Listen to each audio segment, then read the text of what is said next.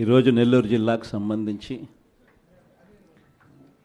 ఇక్కడికి వచ్చిన జెడ్పీటీసీలు, ఎంపీపీలు, మున్సిపల్ చైర్పర్సన్లు, డెప్యూటీలు, ఇంకా కాన్స్టిట్యున్సీకి సంబంధించిన ముఖ్యమైన నాయకులు. ప్రజల్లో వ్యతిరేకత 6 నెలలకే ఈ స్థాయిలో ప్రజల్లో వ్యతిరేకత ఉన్న ప్రభుత్వం బహుశా నాకు తెలిసి దేశ చరిత్రలో ఏది ఉండదు, ఒక ఈ ప్రభుత్వంలో తప్ప. ఆ స్థాయిలో ప్రభుత్వ వ్యతిరేకత అన్నది అప్పుడే ప్రజల్లో చర్చనీయాంశంగా మారింది. మొట్టమొదటిసారిగా ఈ స్థాయి నుంచి కాదు, ఈ స్థాయిలో కనిపిస్తోంది ప్రజల్లో ప్రభుత్వం మీద వ్యతిరేకత. ఒకవైపున ఎన్నికలప్పుడు తానిచ్చిన మాటలేమిటి, ఎన్నికలప్పుడు వాళ్ళు చెప్పిన మేనిఫెస్టో ఏమిటి, ఎన్నికలప్పుడు వాళ్ళు చెప్పిన వాగ్దానాలు ఏమిటి, చివరికి దాదాపుగా 8 నెలలు కావస్తూ ఉంది. ఈ 8 నెలల్లో వాళ్ళు చేసిందేమిటి అన్నది ఒక్కసారి గమనించినట్లయితే ప్రతి ఇంట్లో కూడా ఇదే చర్చ జరుగుతూ ఉంది. గతంలో వచ్చే పథకాలు ఏవి కూడా అమలు కావడంలా. మరోవైపున చూస్తే ఎన్నికలప్పుడేమో ప్రతి ఇంటికి పోయారు, ప్రతి ఇంటికి పోయి మరి ఆ ఇంట్లో ఎవరిని వదిలిపెట్టల.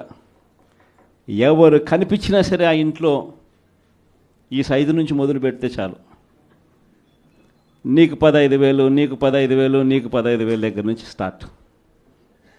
ఆ నుంచి ఇంక కొంచెం అడుగులు ముందుకు వేస్తే ఆ ఇంట్లో నుంచి ఆ పిల్లల తల్లి బయటకు వచ్చిందనంటే, ఆ తల్లి బయటకు వచ్చినా, ఆ పిల్లల చిన్నమ్మలు బయటకు వచ్చినా కానీ వెంటనే నీకు 18,000, నీకు 18,000, నీకు 18,000 అని స్టార్ట్.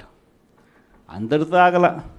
ఆ ఇంట్లో ఎవరు కనపడినా సరే, ఆ ఇంట్లో ఆ తల్లుల పెద్దమ్మలు, ఆ తల్లుల అత్తలు, వాళ్ళు బయటకు వస్తే చాలు, నీకు 48,000, నీకు 48,000, నీకు 48,000.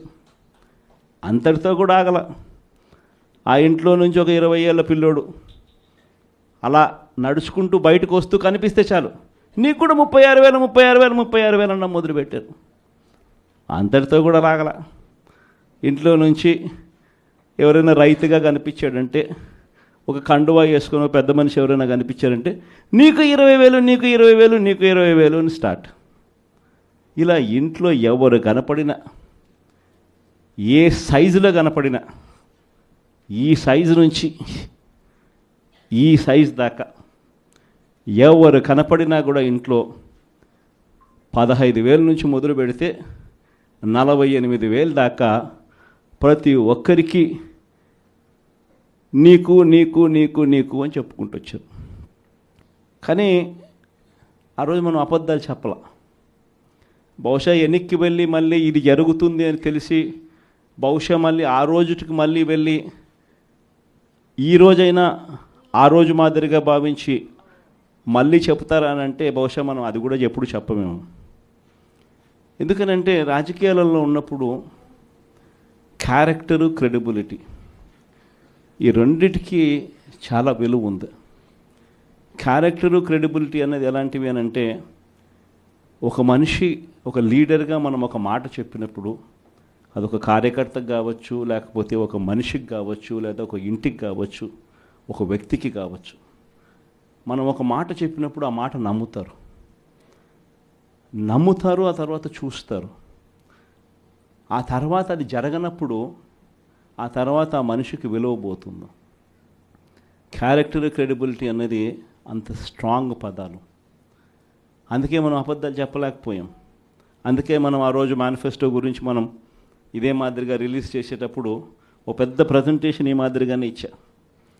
ఇది మన పథకాలు, ఇవి మనం చేస్తూ ఉన్న పథకాలు, దేశంలో కాదు రాష్ట్రంలో ఎప్పుడు చూడని విధంగా మొట్టమొదటిసారిగా ఒక మేనిఫెస్టో అన్నది ఒకటి చెప్పి, మనం రాకమునుపు చరిత్రలో ఎప్పుడు జరగల.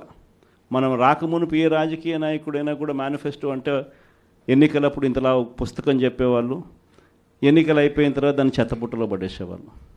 మొట్టమొదటిసారిగా ఎన్నికలలో మేనిఫెస్టో అన్న పదానికి అర్థం చెప్పింది ఎప్పుడైనా జరిగింది అని అంటే అది ఒక్క వైఎస్ఆర్సీపీ ప్రభుత్వంలో మాత్రమే అని గర్వంగా చెప్పగలుగుతాం.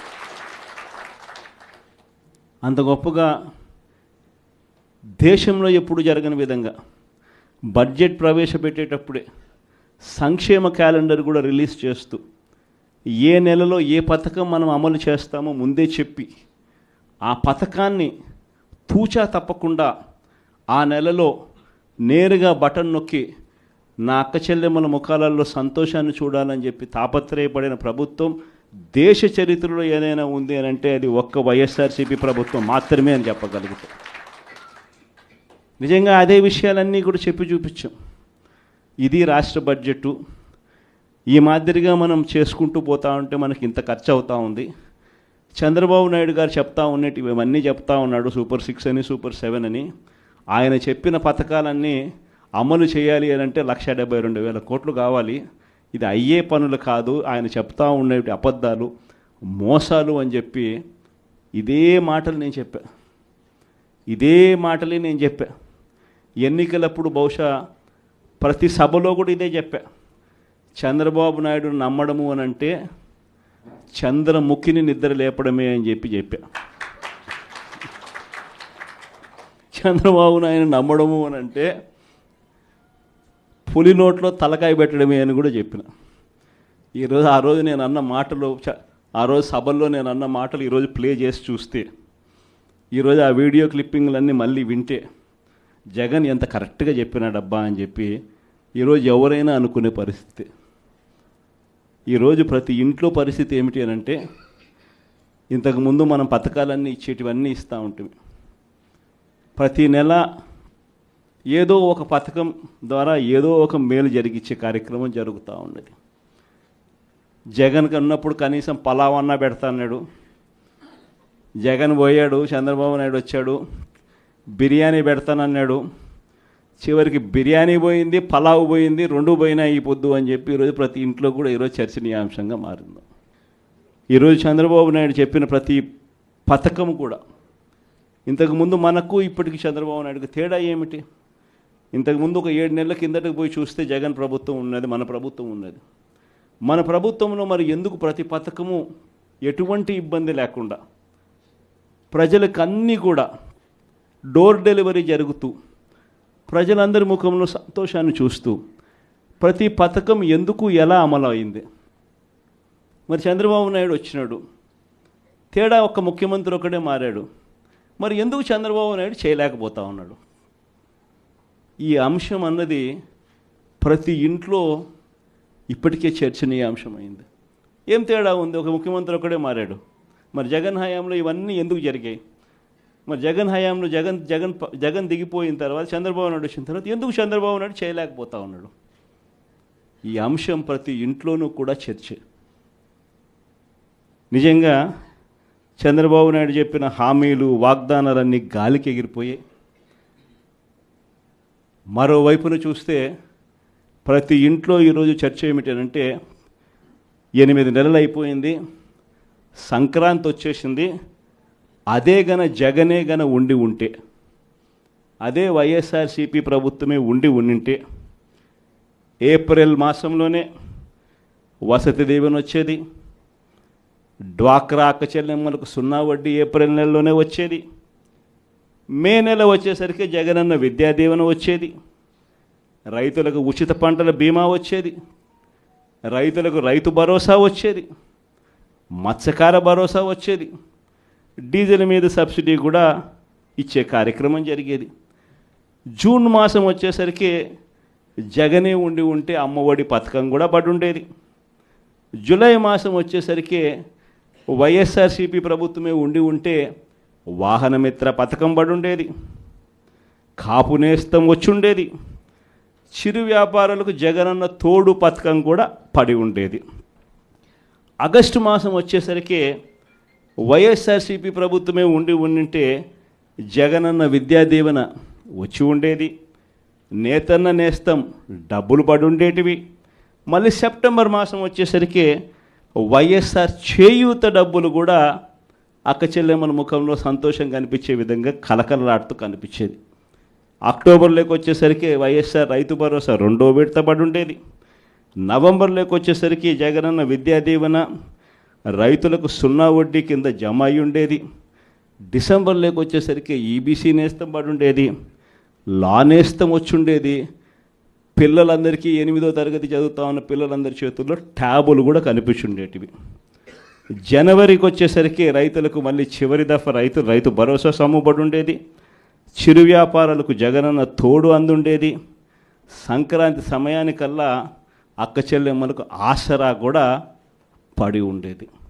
ఇవన్నీ నేను ఎందుకు చెప్తా ఉన్నానంటే, ఫిబ్రవరిలోకి వచ్చేసరికి విద్యా దీవెన, జగనన్న చేదోడు. ఒకే ఒక చేంజ్. ఇది 5 సంవత్సరాలు మనం ప్రతి సంవత్సరం ప్రతి నెల ఈ మాదిరిగానే షెడ్యూల్ ఇచ్చి ఈ మాదిరిగానే చేసి చూపించడం. మారిందల్లా కేవలం ముఖ్యమంత్రి ఒకటే. ఈరోజు మరి ఎందుకు జరగడంలా ఈ చర్చ ప్రతి ఇంట్లో కూడా ఇప్పటికే స్టార్ట్ అయింది. ఈరోజు ఏ ఎంపీటీసీ అయినా, ఏ జెడ్పీటీసీ అయినా, ఏ రాజకీయ నాయకుడైనా కూడా చిన్న స్థాయి నుంచి సర్పంచ్ స్థాయి నుంచి ఎమ్మెల్యేగా ఓడిపోయిన స్థాయి నుంచి ఏ నాయకుడైనా కూడా, వైఎస్ఆర్సీపీకి సంబంధించిన ఏ నాయకుడైనా గర్వంగా తలెత్తుకుని ఏ ఇంటికైనా పోగలుగుతాడు. గర్వంగా తలెత్తుకుని ఏ ఇంటికైనా పోగలుగుతాడు. కారణం ఏమిటనంటే, మనం ఏదైతే చెప్పామో అది చేసి చూపించడం. వీళ్ళ మాదిరి మోసం చేయాల, వీళ్ళ మాదిరి అబద్ధాలు చెప్పాల, వీళ్ళ మాదిరి అధికారం కోసం ఏ గడ్డైనా కూడా తినేదానికి సిద్ధంగా మనం లేము అని చెప్పి సంకేతం ఇచ్చినాం.